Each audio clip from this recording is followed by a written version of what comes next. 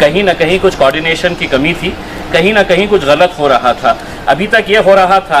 कि हमें सिर्फ आंकड़ा दिखाया जा रहा था और वो भी आप लोगों के ज़रिए पता चल रहा था कि आज 150 हो गए हैं, 125 हो गए हैं, लेकिन ये क्यों बढ़ रहे हैं केसेस, इसकी क्या वजह है, हम लोग क्या प्रशासन की तरफ से, हेल्थ अथॉरिटीज़ की तरफ से क्या किया जा रहा है, इसकी जानकारी कहीं पर भी नहीं थी। और ये सभी की एक तरह से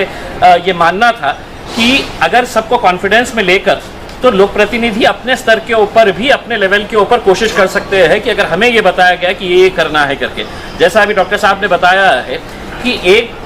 तरफ का जो ऑड एंड इवन डेज की जो बात हो रही थी, अब ये बात आपको मानकर चलना पड़ेगा, अब ये कम्युनिटी स्प्रेड हो गया है। पहले जो था एक कुछ इलाकों के अंदर था, हम उसको कहीं आइसोलेट कर रहे थे, पूरा सील कर दे रहे थे। अब ये शहर के हर कोने कोने से एक एक दो दो केसेस आ रहा है, यानी कि इसका मतलब ये है कि अब ये हर जगह पे फैल चुका है। सवाल ये है कि जब हम ऑड और इवन की अगर बात कर रहे हैं तो जितना क्राउड निकलने का है वो उतना ही क्राउड निकल रहा है। अब 3 महीने तक जो लोग जिनके धंधे नहीं चल रहे थे, जिनको खाने पीने की समस्या हो रही थी, उनको देखते हुए अगर हम ये फैसला अगर करते हैं, ये सुझाव दिया गया है, इसके ऊपर फैसला नहीं लिया गया है, सारे अधिकारी इसके ऊपर बैठेंगे, चर्चा करेंगे कि अगर ऑड इवन को अगर हम पूरे एक साथ खोल देते हैं, 5 बजे तक का स्ट्रिक्ट करते हैं, 5 बजे तक के बाद है तो फिर लोगों को लाने नहीं दिया जाता है। लोगों का अभी भी एक अहम बात यह है कि लोग क्वारंटाइन में जाने से डर रहे हैं कि क्वारंटाइन सेंटर में गए तो मुझे वहाँ पर किन लोगों के साथ रहना पड़ेगा, वो पॉजिटिव हो गया है। एक सुझाव जो हम लोगों ने वहाँ पर दिया है मीटिंग के अंदर कि अगर विदेशों से कोई आ रहा है तो वो पॉजिटिव हो या नेगेटिव हो, उसको आप अच्छी होटल्स प्रोवाइड कर रहे हैं। जैसे औरंगाबाद के अंदर कुछ होटल्स उन लोगों ने आइडेंटिफाई किए हैं, जो आ रहा है बंदा उसको वो पैसे देना पड़ रहा है, वो पैसे देकर वहां पर होटल के अंदर क्वारंटाइन हो रहा है। हमने कहा कि अगर मुझे मेरे परिवार को अगर कहीं पर क्वारंटाइन करने का है और मुझे इस बात का डर है कि मैं ये क्वारंटाइन सेंटर नहीं जाना चाहता हूँ, तो आप औरंगाबाद शहर के जो होटल्स हैं वो होटल्स को आप आइडेंटिफाई करिएगा और उसकी कैटेगरी रेट आप फिक्स कर दीजिएगा।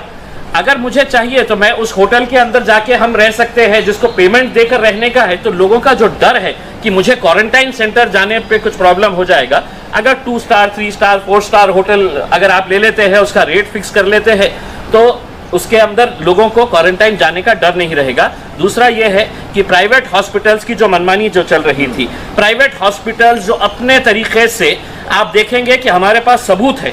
और वो सबूत की बुनियाद के ऊपर मैं बोल रहा हूं कि जब हमने हमारे कुछ मुद्दे हैं तो एमजीएम हॉस्पिटल के अंदर लेकर जाकर बताए हैं, तो एमजीएम के मैनेजमेंट की इतनी हिम्मत है कि वो रिटर्न के अंदर कंप्लेन करके पुलिस को बता रहे हैं कि ये हमारे ऊपर दबाव डाल रहे हैं। दबाव बिल्कुल डाला जाएगा, सभी लोक प्रतिनिधियों की तरफ से डाला जाएगा, क्योंकि हमारे पास सबूत है। और वो सबूत को देखते हुए अगर आप पेशेंट से लाखों रुपये के बिल अगर ऐंठ रहे हैं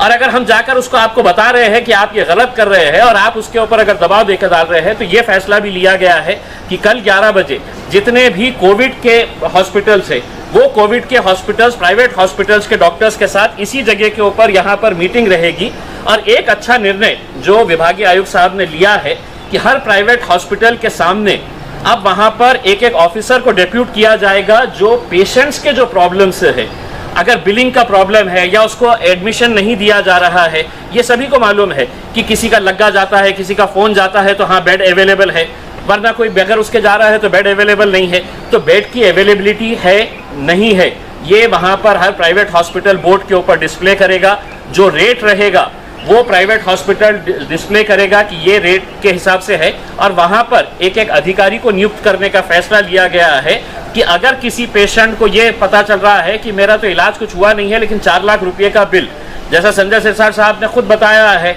मैंने खुद ने बताया है कि कितने पेशेंट्स को ऐसा अनरीजनेबल बिलिंग कर दिया गया था, तो उसको चेक करने के लिए मेरे हिसाब से एक अच्छा है। और हमारी सबकी उम्मीद और कोशिश यही है कि किसी अधिकारी के ऊपर नुक्ताचीनी करना नहीं है। कुछ लैप्सेस थे जो प्रशासन भी मान रहा है